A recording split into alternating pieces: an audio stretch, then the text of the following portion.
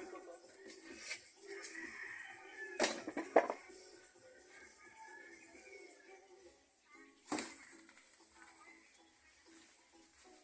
Ito, may mga pako to. Kukunin natin yung gagamitin. Yung hindi gagamitin. Pwede pa rin magpamento. Ready pa yan, kaya.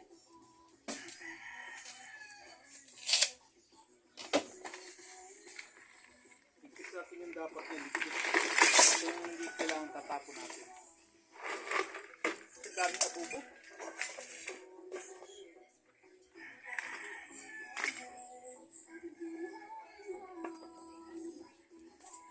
Magliligpit kasi ako, baka magbablog kasi ako sa Bicol, baka pumunta ako ng Bicol, para maraming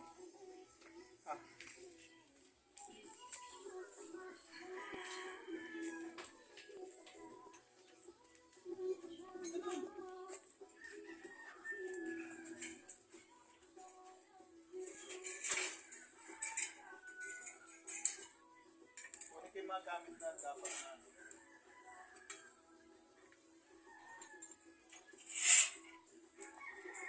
ililipid natin dapat na ilipid.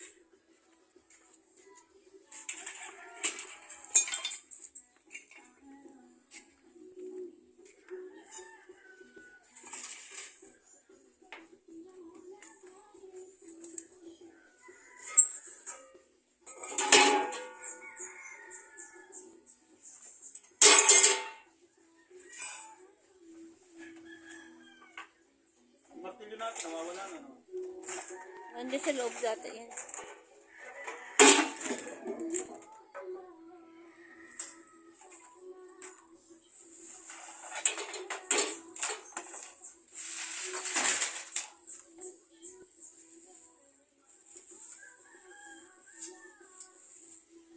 Magkano tayong bisagra? Ito pala may mga bisagra.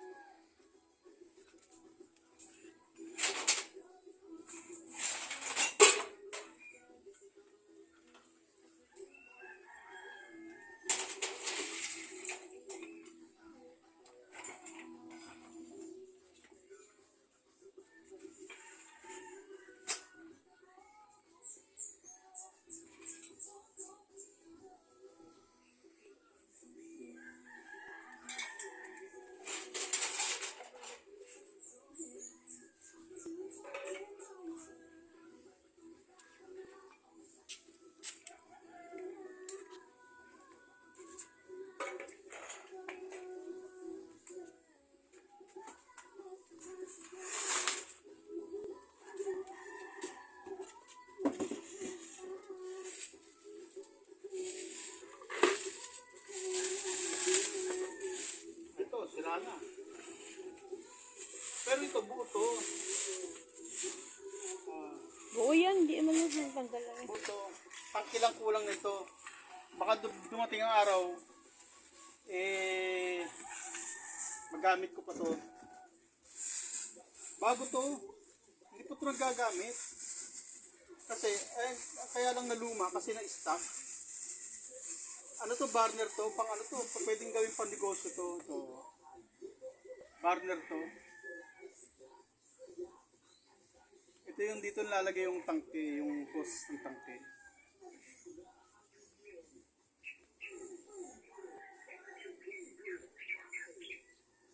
Ay, naluma na oh. Mamaya ayusin ko to. Burner to. Ito yung ginagamit sa mga pag nagluluto sa karinderya. Ang ganyan lang yan.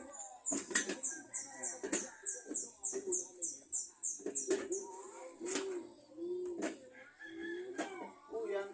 Ano to yung naluma lang. Sayang hindi nagagamit. Dapat bibilihan to ng tangke. Pero pwede namang ano to. Pag nakabili ako ng tank, mamaya, ayos natin yan mamaya. Bigat. O ito, tulad ito. Ito, binili ko to. Maganda to dati. nung ako gumagamit ito, maayos. Nung ginamit nung nagtrabaho dito, pamangkin mo yata gumamit nito, nasira. Ayan, tanggal na puluhan. Ayan, yun ayos.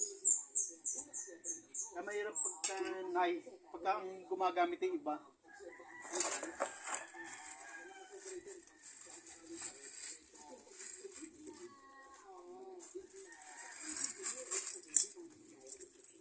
Ito, minsan lumahanap ako ng bisagra, wala akong makita. Ngayon, may dami pala.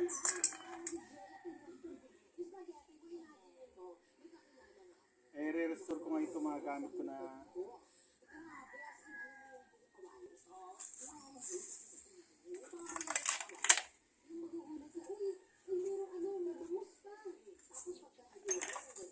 ito, naluma na rin. Ito, pagka ako gumagawa ng construction ako sa bahay, ito ginagamit ko. Radela itong tawagin ko. Ayan o, na-stock na. Hindi na nagamit. Sayang, kapag hindi nagagamit ang gamit, binili ko rin to. Para sa sarili kong gamit. Ito naman ay, asa may kutsara ako nito? Nakuha ko ba? Kompleto to eh.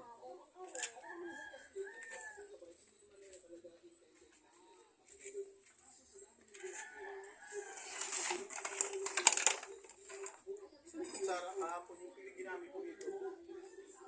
Ganun. Ginamit ko na yung kahapon? Wala na. Wala na. Ginamit ko lang yung kahapon.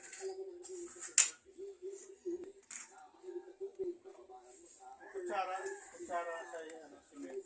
Kasi babaw?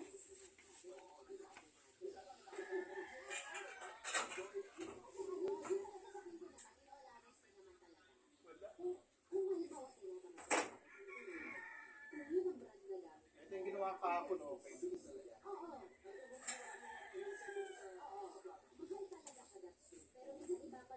Ilagay yung kahapon. Kamo, kagagamit ko lang kahapon ng kutsara, nawala na. Saan na, ilagay yun. Kahit ko na pala. Ito mo? Nung nakaraang araw, bumili pa ako ng bisagra. Ito pala, daming bisagra pala dito. Ayan o. Mga bisagra to bago pa o.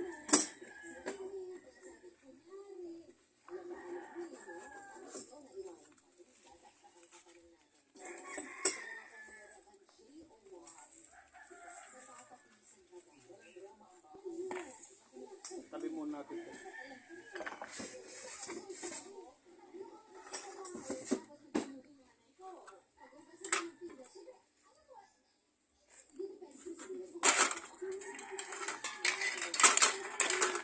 Ito yan o. Nung ako gumagamit ito, hiniram din kasi ito eh. Nung ako gumagamit ito, maayos ito, pati ito.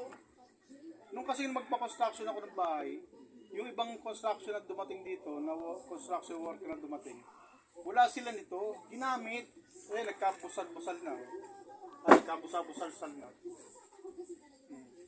Yan. Ito yan, pati ito, pambakad. Ito, kinalawang. Bibili ko ito eh.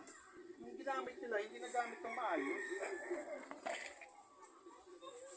Kompleto ako sa gamit sa construction. Dahil kasi pagka may mga maliliit na bagay na i-construct sa bahay, bumibili talaga ako ng gamit. Hindi ako maasa sa hiram. Yan, sinalawang na. Meron ako palakol. Maui! Meron ako palakol. Kaya ilalagay ko sa ayos yan. Ito, lagari ito na pang sa kahoy.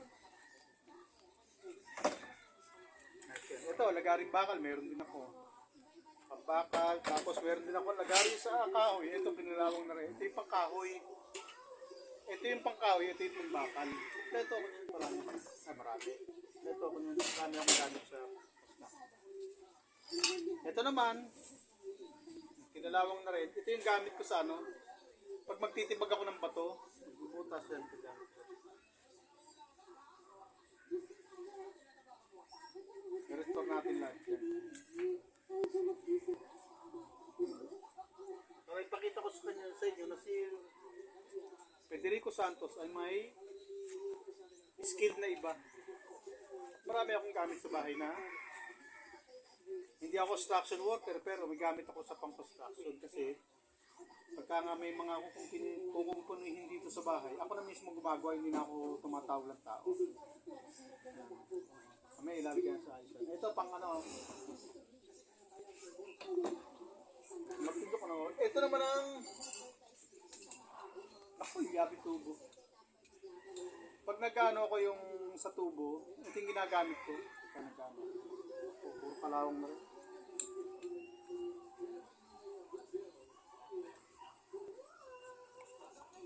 May iayos ko yan.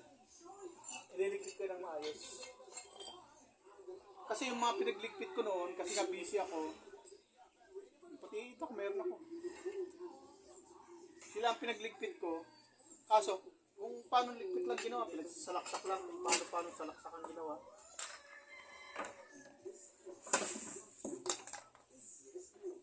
Kung hindi makakailangan, tatapon ko na. Para hindi dumami ang bubo. Ito, baka ipamigay ko rin to. Kung sino mga kailangan, ito kasi importante to.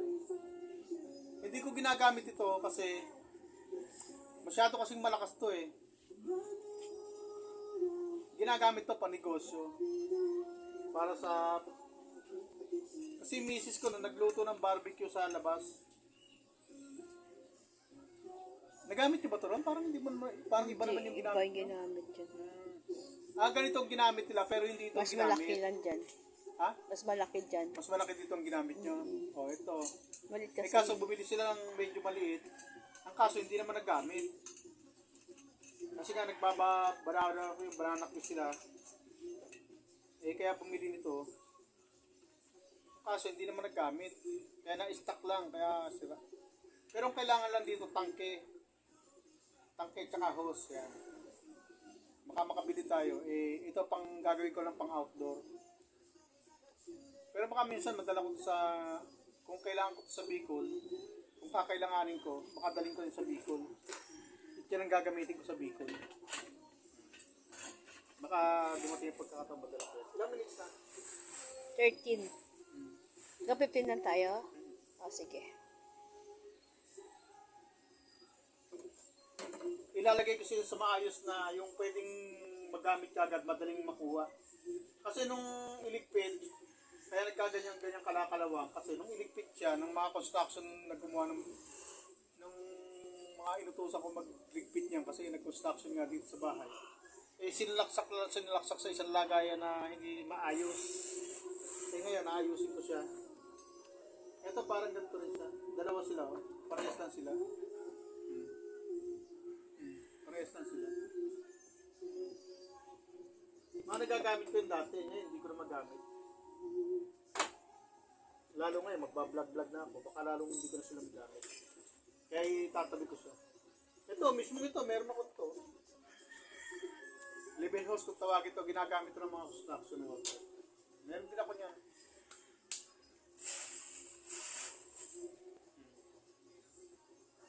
Pati plies, meron. Ito, binili ko talaga to.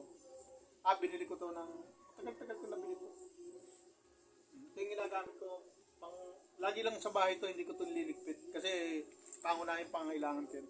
Ginagamit ko yun lagi. Kaya hindi ko yung iniligpit. Lapit. Yan. Yan, liligpit ko yan. Ito yung likod ng bahay namin. Ay, mga kapitbahay ko. Nasa bundok din kami. Cavite. Ay, daming ligpitin, no?